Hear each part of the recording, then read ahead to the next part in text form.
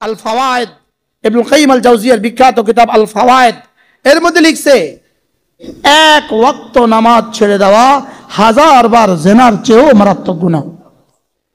এক ওয়াক্ত নামাজ ছেড়ে দেওয়া, শিরক আর কুফরির পরে এক ওয়াক্ত নামাজ ছেড়ে দেওয়া পৃথিবীর সমস্ত গুনার চেয়ে জঘন্য গুনাহ। আপনি আপনার ছেলেকে দিন শিখান নাই, সে যে এখন নামাজ পড়ে না, এর জন্য দায়ী কে? এবার সে কত গুনাহ করলো? লা তারকুল আমরে লা তারকুল মা'মুরি বি আযমু ইলাল্লাহ মিন ইরতিকাবিল মাআসি। হাজারো গুনাহতে মুরতাকিব হওয়ার চেয়ে একটা আমর ছেড়ে দেওয়া আল্লাহর কাছে জঘন্য অপরাধ।